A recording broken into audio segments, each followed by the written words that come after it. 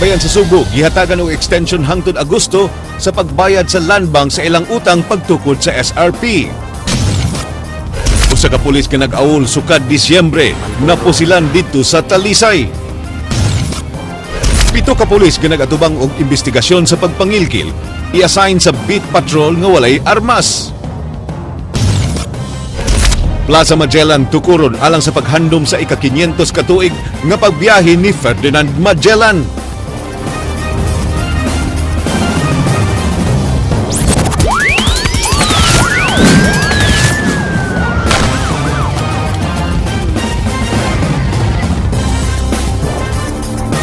May hapon sugbog Kabisayan, 4 ka tawo nadakpan sulod sa drug den sa Calamba.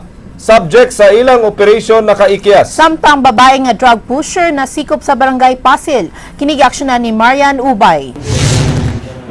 Usa ka drug pusher ang nasikop sa bypass operation kagabi sa mga sakop sa Regional Anti-Illegal Drugs Operation Task Group 7. Ang nadakpan mao si Daisy Perez Gabotero sa Magsaysay Street, Sitio Lawis, Barangay Pasil, Cebu City. Nakuhagikan kaniya ang mga pakete sa shabu nga gibana-bana nga mo kantidad og dulan sa 155,000 pesos. Siya naa sa ikanapulo sa ilang watchlist. Kapulisan may reklamo nga ang mga opisyal sa barangay wala mo patimaw aron sa pagwitness sa ilang operation. Nabilong siya sa atong top 10 priority targets sa atong Lambat Sibat. PRO7 siya? Yes, she is number 10. Okay. Ikatulo ni siya sa atong mga dalakpan karong tuiga.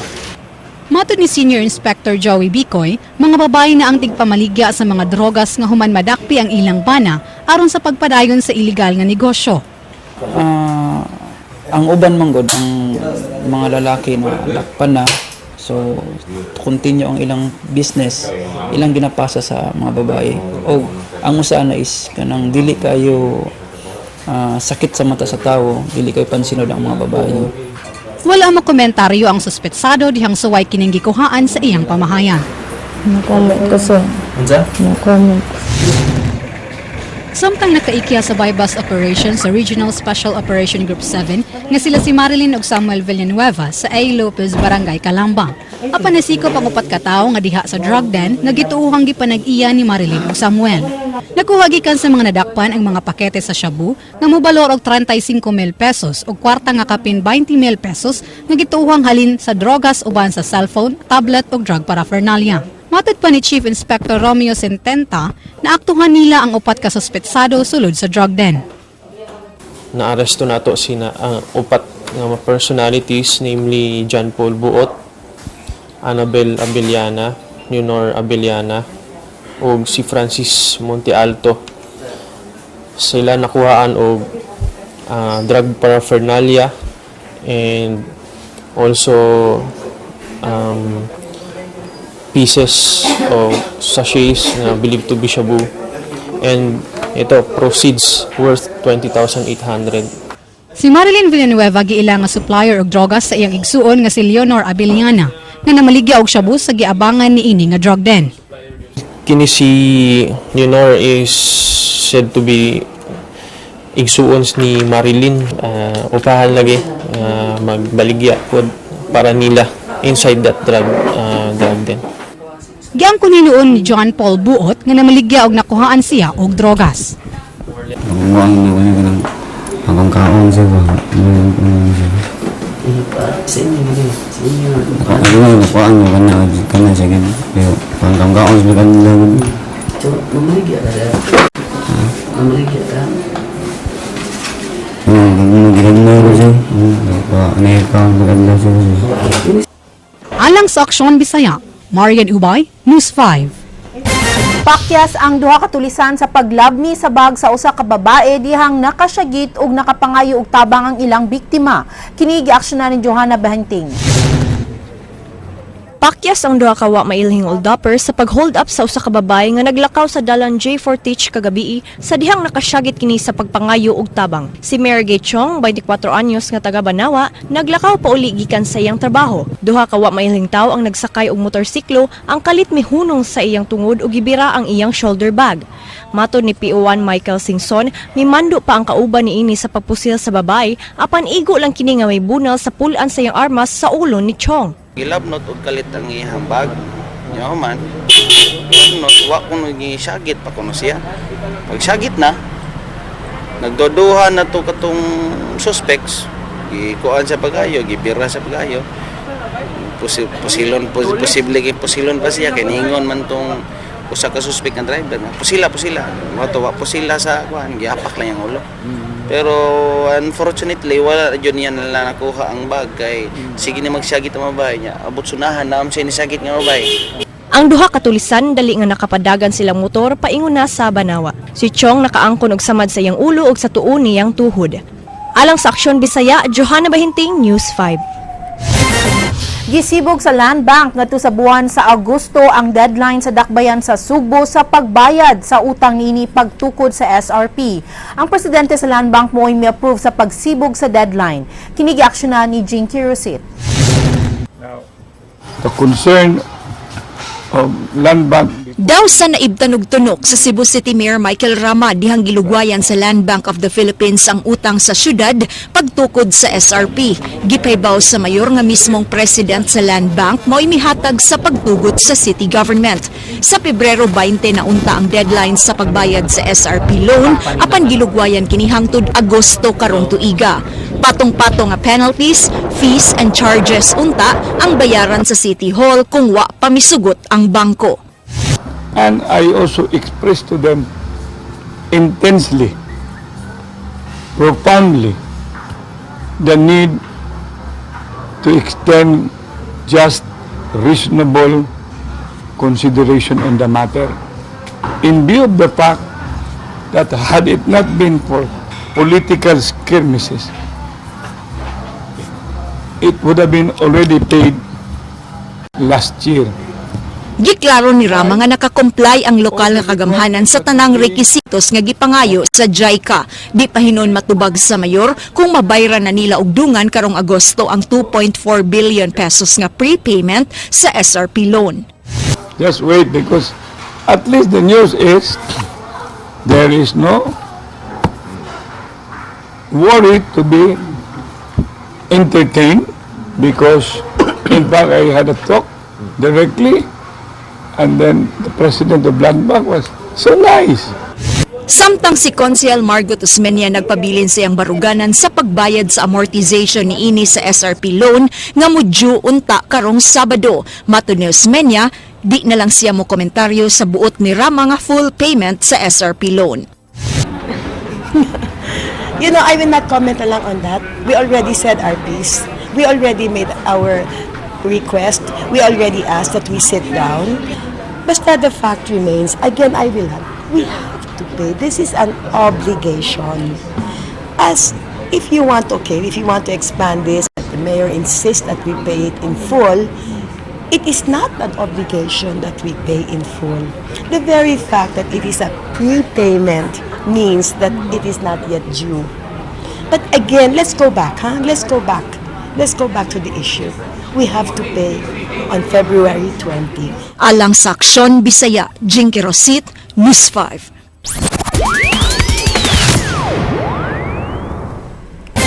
Usa ka shipping company gipaabot nga mo-apply sa marina og ferry service sa mubiyahe sa Mactan ug Cebu samtang giayo ang taytayan. Kini giaksyonan ni Leslie Caminada Vestil. Matod sa tigpamaba sa Marina Attorney Jose Cabatingan, wa pa sila nadawat nga application gikan sa mga shipping companies alang sa special permit. Apan gipaabot nila nga mo-apply ang light shipping company. Nalangay sa pagduso sa ilang application sa special permit ang light shipping tud kay nag-survey pa sila sa pribadong pantalan nga kadungguan. But as of now, they have surveyed the place if it is safe to dock, especially in the Mactan side. What port facility there is a side sa Mactan, although there is a Mandawi side na so ilang i-check na yung private wharf, i-check sa nilang access road, so continuing ang survey. Si Attorney Yusip Okong sa Cebu Ports Authority mipadayag nga wa pa nila ma-finalize ang rate sa docking fee nga ilang kolektahon. Iyang gihangyo ang DPWH nga undangon usa ang pagtrabaho sa mga dalan sa Mandawi samtang giayo pa ang taytayan. So even if you solve the traffic between Mactan and Mandaue, we still have to consider the traffic's roadway. I think there's an ongoing project there. I think the project should be postponed while the Mactan Bridge repair is going on. Otherwise, bisag mag-park pa ka na, matanggong niya po ng kagamento. Alang sa Aksyon Bisaya, Leslie Caminadi Vistil, News 5.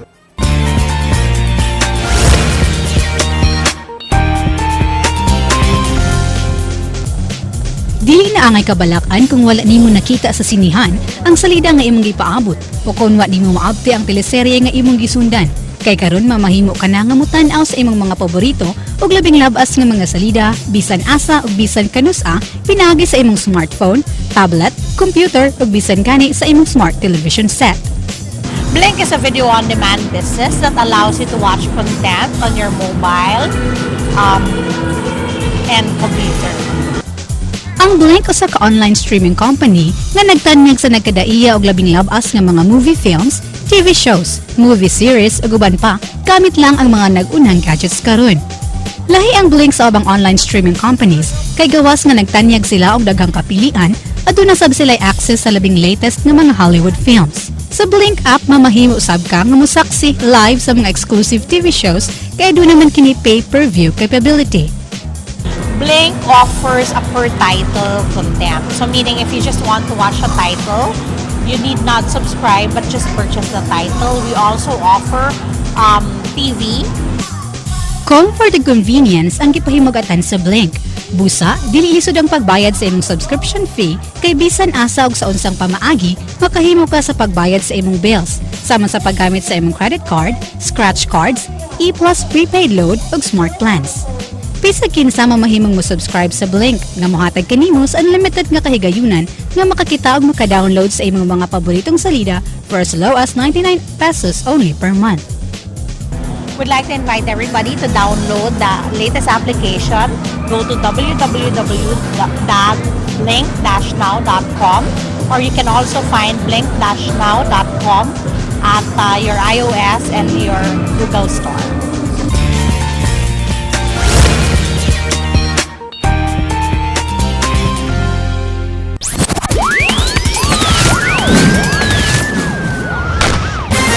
Usa ka pulis nga dugay nang nag-awol na pusilan didto sa dakbayan sa Talisay.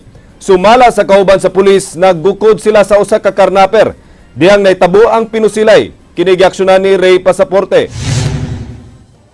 Nalandig sa tambalanan si P1 Rogelio Rabaya human sa Pinusilay, sayo kaganihang buntag sa Isla Verde, sa Barangay San Roque sa Dakbayan sa Talisay. Nakabaw si Rabaya sa nagpusil kaniya ug iya sab na pusilan sa tiyan si Ramoncito Sanchez nga residente sa lugar. Sa pasiunang investigasyon sa Homicide Police sa Talisay, usa ka Giovanni Baez nga taga-Laray San Roque na ngayog tabang kang Rabaya, human nakit-an niya ang nagkarnap sa iyang motorsiklo.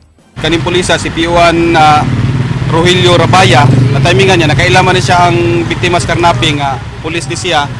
Nakita niya dito sa kaning pulisa moto nga nangayo siya assistance ani kay ang nakitaan magud niya kaning suspitsado nga na-allege nga ngalan kuno a certain Junjun. Moto nga ang kaning Junjun nagsakay sa motor pod gilan ni gisundan sa pulis og sa katong biktima. Kani siyang Junjun ni sulod dito sa Isla Verde.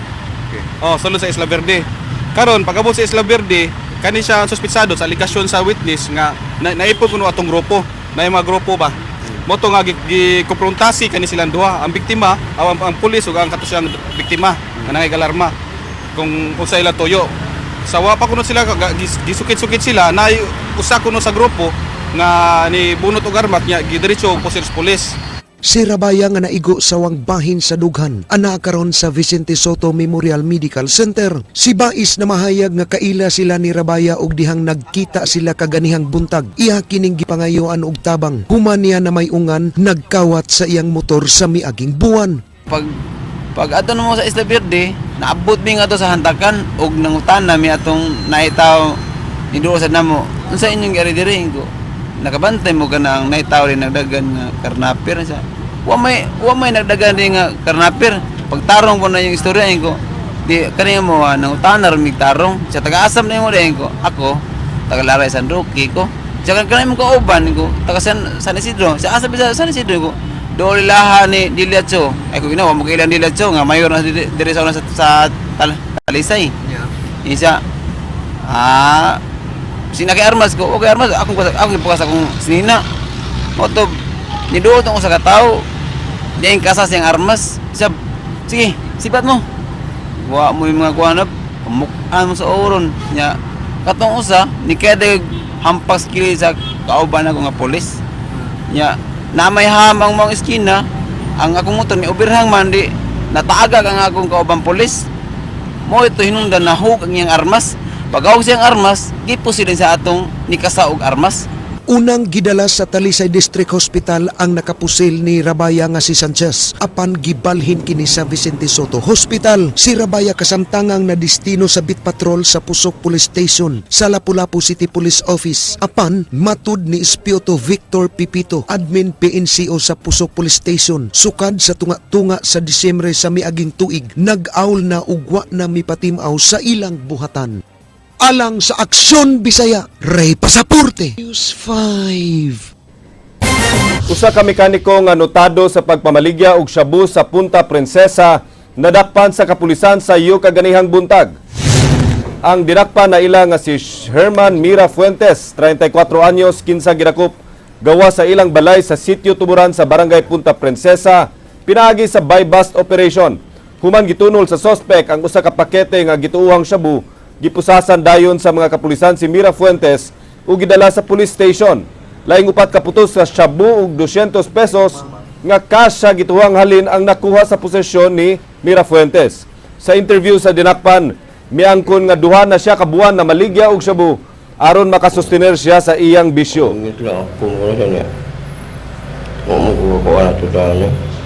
Magkabantay na. Pulis ko palit. No. Sige, kuwanin mo, imurang palit ang siya mo yung Parang paulian lang ako sir ba para kung ano akong bisyo ba. Libre ko. ito pa mo suyok, deka. Pila mo ito yung palito? Taas agad siya sa Lopez, ang tig-trace. Nihaki mo. Parang ko ano, paulian ang uban. Para mabawi rin siya ng kwarta ba.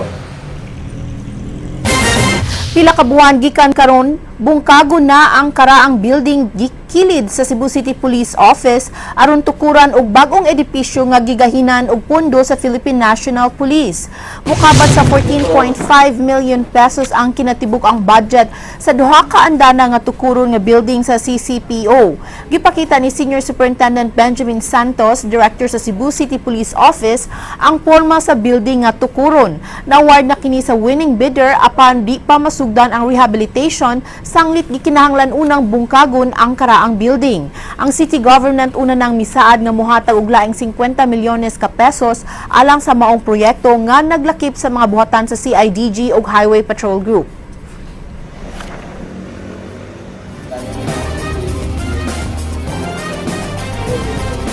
Ana karon sa Beat Patrol sa CCPO ang 7 ka mga pulis nga nalambigit sa hulidap. Gawas nga wa nay mga armas, mga kamot na lang mo'y ipagamit kanila isip panagang batok sa mga kriminal. Ang detalye ni Ray Pasaporte.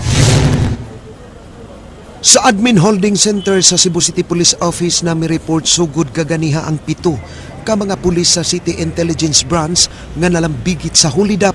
Kiniaron sa yung imonitor sa investigation ang Detective Management Branch ang mga pulis nga silang PO3 Robert Iscarlan, PO3 Roy Ryan Cavalida, PO2 Arnolfo Reglamos, PO2 Dennis Mosqueda, PO2 Manuel Pais III, PO1 Percival Iborlas ug PO1 Ansar Magtahil.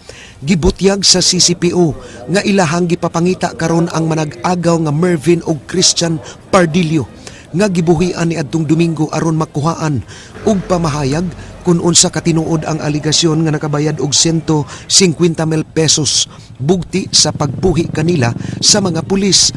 Usa sa 7 ka pulis niingon, dili lang ang manag-agang Pardillo mo'y ilang gibuhian, kundili lakip na ang taxi driver nga mo'y ikaupat nga gidakop nila human masuta nga wala nilabot gawas pa nga walay ebidensyang nakuha gikan kanila. Si Lito Pakulanang maoy nabbalhog sa prisuhan kay nakuhaan kinig 7 ka pakete sa gituuhang shabu. Di po ta kaingon ka blame sa pulis kung mayunta nga ang pulis nagbuhat yun sa ingon. O, kuha pa mo kutay concrete evidence ko. So nga to, atakibaw pa og move po ni sa atong katbang pagdaw sa atong pulis ba kay itong ning sub-sub na atong kumpanya sa droga. Daghan ta accomplishment diya niya. Ngita silang paagi nga makabaws. Madawat ang atong pulis. O na ano ilang gibuhat. Hindi mo sila report kung asa na nga source nato sa atong higher office. Kung di po nato nahitabo kung naamagi transaction pati ng pagbuhay ng duha, hintag ni coordinate na lang sila sa other agency para makakandak og kana entrapment operation para Nagtuo si Ricabo posibleng dunay buot mo guba sa reputasyon sa pulis ug nangita lang kini og paagi nga makabaws gumikan sa subsub nga kampanya sa drugas. Bisan pa man niini, giklaro ni Ricabo paabuto na lang nila ang resulta sa investigasyon. Batok sa 7 ka pulis. Si Senior Superintendent Benjamin Santos niingon nga iyanang idestino sa beat patrol ang 7 ka mga pulis nga walay dadong armas. Kun makasugat og alarma iyang sugyot kanila nga kamot maoy gamiton panagang. Kay ang training sa pulis dili lang ang paghupot og armas kundili lakip sa gitun-an ang self-defense. Ang armas matud pa ni Santos kabahin lang ni sa ilang uniforme. Alam mo, they are competent, di ba? Police officers are competent. Tinuruan na sila ng self-defense. Karate, di ba? So, pwede lang magamit yun. Hindi naman, pag nag-beat patrol ka naman, wala naman. Alam mo kasi Cebu is a very good city, Cebu City, di ba? So, mga kaaway dito, hindi naman to very violent, unlike other province or city. So, siguro, Alang sa Aksyon Bisaya, Ray Pasaporte, News 5. Mayor Michael Rama buot nga mabalik ang kapulisan ngadto sa mga local government units. Alang sa mayor, kini ang mas maayo nga paagi aron daling mawagtang ang mga pulis nga badlungon. Kini giaksyonan ni Jinky Rosip. Wa na makurat sa Cebu City Mayor Mike Rama sa nakabot nga desisyon sa mga labaw sa PRO 7 pagdisarma ug pagrelibo sa 7 ka mga sakop sa City Intelligence Branch nga nagatubang og investigasyon tungod sa pagpangilkil. Alang sa mayor, mas maayo nga dunay kabaguhan sa sistema sa PNP ug dili lang ang pagrelieve sa mga personahe nga nakasala mo'y himuon nga solusyon. Usa ka focused group discussion tali sa mga chief of police ang buot mahitabo sa mayor aron masumpo ang police scalawags. I am expecting a very clear program because that program, John Batincela, for whatever reason, he probably know it, has not been able to present it to me, even not even at PICAC. Awag ni Rama sa hepe sa Cebu City Police Office ang tinud-anay nga investigasyon sa pasangil. Kung mapamatudan ang mga akusasyon batok nila pagpangayo og tag 75,000 sa dinakpan, bugti sa ilang kagawasan, mas maayo matud pa nga i-dismiss na lang sila sa serbisyo. No, labay na eh. Labay na eh. If these people are having a problem, hindi ka ilabay, dismiss them. Ilabay ka dito, mapitan ang kaproblema. Ug aron mawagtang ang problema sa police scalawags, buot sa mayor nga ibalik nga dos sa mga local government ang kapulisan aron mas adunay control ang LGU sa mga pulis nga mahimong usa ka departamento sa munisipyo o syudad. Alang sa Aksyon Bisaya, Jinky Rosit, News 5. Way supak ang Komisyon on Election sa awhag sa COSAP nga mupaubos sa drug test ang mga politiko nga magpapili karong eleksyon. Si Leslie Camadivistil sa report. Way nakitang dautan si Cebu City Comelec Supervisor Attorney Marshall Sarno sa sugyot sa City Office of the Substance Abuse and Prevention nga mupaubos sa drug test ang tanang politiko nga magpapili karong eleksyon. Gipasabot ni Attorney Marshall Sarno nga kung sila ang musugyot niini sa mga politiko, sama ra og naghatag sila og additional qualification ngadto sa mga mudagan. Gihulagway ni Sarno kung ugaling mupaubos sa drug testing ang mga politiko, makaayo kini sa ilang kandidatura. Der kuan unsay mo tag another campaign campaign purposes then maamhingon gyud nindot man giningon ta nga drug free ta kuan but That's for campaign purposes ng ilahang kuan. But ang amo sa ko guro ang stand siguro na ko akong panon, or I hope commission will kuan nga maura ni requires balaod. Mo encourage ko doing beyond what is required sa balaod, then mura tag gahimo ko kuan suggestion implementing beyond what is expected from me. Samtang karong umaabot buwan Marso, ipaubos na sa training ang di mo minus 4,000 ka mga magtutudlo nga magsilbing Board of Election Inspectors. Hopefully, Cebu City can Mantay Election Reserve Fund can provide for retraining for the kaya lisod kayo magpaabot ang magkagubot o sa patamukamin. Mas may nang maliser ang chances sa Alang sa Aksyon Bisaya, Leslie Camina de Vistil, News 5. Binilyon ang gigayon sa usa ka pribadong kompanya alang sa pagtukod sa Plaza Magellan. Kini gitukod alang sa paghandom sa ika-500 kagatos ka tuig sa biyahe ni Magellan. Kini giaksyonan ni Jinky Rusit. 25 ka mga foreign guests sa mga lugar sa giagian sa Portuguese explorer nga si Ferdinand Magellan panahon siyang pagbiyahe ang aniya karon sa syudad sa Lapu-Lapu. Ang mga miyembro sa Global Network of Magellan Cities kung GNMC mopahigayon og duha ka adlaw nga workshop aron tukion ang mga proyekto alang sa ika-500 ka tuig nga anibersaryo karong tuig 2021 dihang miabot si Magellan sa Lapu-Lapu City. Ang Mega World Cebu Properties Incorporated mutukod og Plaza Magellan sud sa 5 ka ektaryang luna nila nga sugdan karong 2017. Ihalad nila kini kang Lapu-Lapu ug Ferdinand Magellan. Muhimo sab sila og life-size replica sa galyon diin sud ini mao ang usa ka museum. We will also be building a statue of Magellan facing Lapu-Lapu on the other side. Essentially, that's the plan. But we will groundbreak in 2017. Ang Plaza Magellan gahinan og binilyon ka pesos sa Mega World. Gilauman kini nga matapos sud sa duha ngadto sa 3 ka tuig. Ang Secretary General sa Global Network of Magellan Cities mapasalamaton sa proyekto sa Mega World labi pa kay dinhi ra kutob si Magellan niadtong 1521 ug wa makatiwas sa iyang circumnavigation. Si Juan Sebastian Elcano nga usa ka katsila mo'y labing unang European nga nakatiwas sa paglibot sa tibuok kalibutan. Ang labing unang nakatuyok sa kalibutan mao ang laing kauban nga interpreter nga ginganlang si Enrique de Malacca nga taga Sumatra. The mayor said before that we are preparing the incorporation, the inclusion, the first around the world, this voyage, in the World Heritage List in UNESCO. We are in process.